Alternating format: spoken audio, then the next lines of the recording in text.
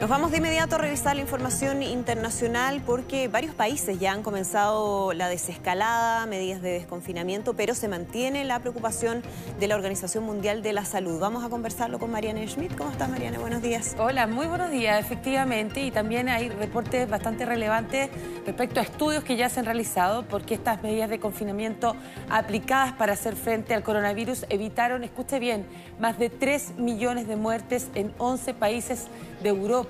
Esa ha sido la conclusión a la que ha llegado un estudio realizado por el Imperial College de Londres. Las naciones a las que hace referencia corresponde a Italia, Austria, Bélgica, Dinamarca, Francia, Alemania, Noruega, Suecia, Suiza, Reino Unido y España. Para ello analizó las medidas adoptadas como la prohibición de actos públicos, la restricción de desplazamiento y el cierre de comercios y de colegios.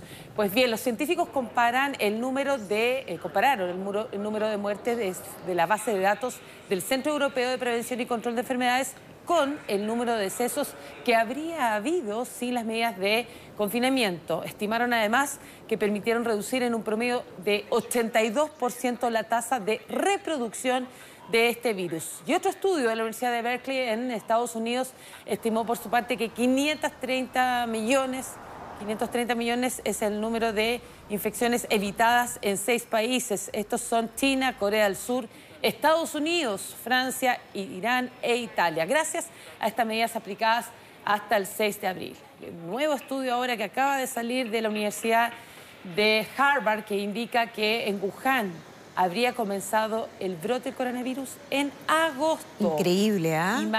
Con imágenes satelitales, más de 100 imágenes satelitales que veían la frecuencia de las personas ingresando a los hospitales y también se fijaron, fíjate, en las búsquedas vía Google u otro, las búsquedas donde la gente consultaba respecto a ciertos síntomas, malestares que tenían. Y eso hicieron un estudio y todo indicaría que habría empezado en agosto y no a fines de diciembre. Que explicaría también la propagación que hubo en países europeos y en otros del mundo sin que se supiera, o sea, sin que se pudiese atajar a tiempo. Y eso que las cifras oficiales también distan tanto a lo que se vivió después, porque en realidad China el reporte de muertos y fallecidos es bastante menos, y de contagios, perdón, es bastante menor a lo que uno pudiese haber pensado en el país más poblado del mundo.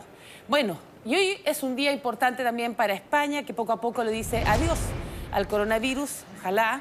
Esta mañana el gobierno aprobó las normas que deberán cumplir tras el próximo fin de este confinamiento para evitar posibles rebrotes de COVID-19 en momentos en que aún no hay una vacuna. En las últimas 24 horas no se notificó ninguna muerte en España por coronavirus y se reportaron 48 contagios, cifras que la OMS ha celebrado. Y en ese contexto, el Ejecutivo regulará la salida del estado de alarma y la nueva normalidad después de más de 3 meses de duras restricciones a la movilidad y medidas de distanciamiento social. Medidas que se han ido aplicando en distintas regiones y fases, como es el caso de Madrid y Cataluña, que vamos un poquito más atrás porque son las regiones más golpeadas por este brote. Lo que han establecido hace algunos momentos, Mariana, es que el uso de la mascarilla va a ser obligatorio en todo el país hasta que haya vacuna para los ciudadanos. Por lo tanto, si bien va a haber esta desescalada, esa medida se va a mantener como obligatoria, al igual que el distanciamiento social. Vamos a ver qué pasa, por ejemplo, con el regreso a clases. Eso todavía no está muy claro tampoco. No, todavía no está muy claro el tema del regreso a clases, pero a pesar de que estamos viendo la realidad europea, llama mucho la atención lo que está pasando ya en América, porque ya tanto en Colombia como hoy en Uruguay ya se reabre incluso los malls. La desescalada está mucho más avanzada, sobre todo en países modelos como Uruguay, que lo han enfrentado bastante bien el coronavirus, no como otros que hemos visto la desescalada en Nueva York, y eso hizo subir, incluso se registró las bolsas en el día de ayer en forma positiva, pero sabemos que Nueva York, por ejemplo, en los Estados Unidos es el estado más golpeado de ese país. Vamos con las novedades respecto a la atención racial, ¿verdad? Hay varias vigilias que se han realizado en distintas ciudades de Estados Unidos en memoria de George Floyd, el hombre afroamericano muerto a manos de la policía en Minneapolis. Hoy se realizará el tercer y último funeral que se llevará a cabo en Houston, Texas, donde él vivió la mayor parte de su tiempo. Ayer sus amigos y familiares realizaron una emotiva ceremonia en la que también estuvo presente el candidato demócrata Joe Biden.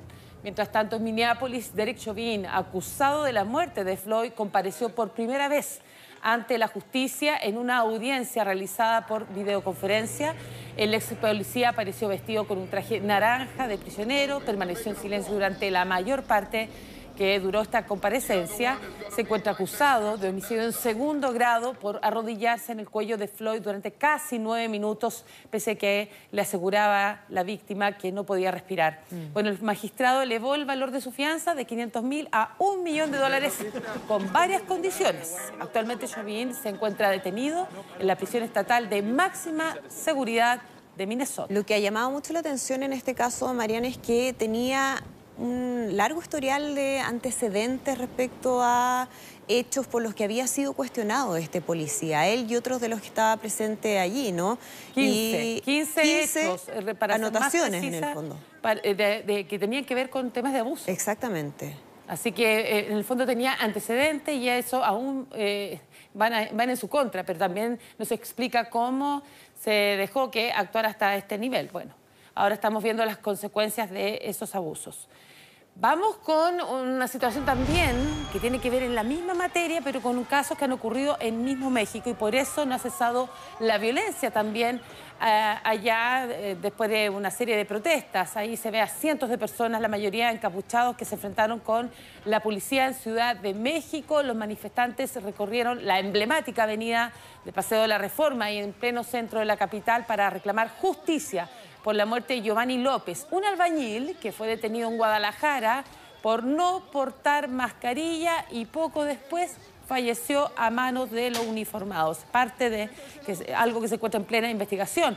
También estaban reclamando ayer la agresión contra una joven que fue golpeada el viernes pasado durante otra marcha en el mismo contexto que se produjo en la capital. Por lo tanto, ya estos casos que se ven, sobre todo la tensión racial en los Estados Unidos, se está hablando del abuso policial en otras partes del mundo, como es el caso de México. Sí, con un componente adicional que tiene que ver con la corrupción que existe en las instituciones policiales en ese país. Así es. Vamos.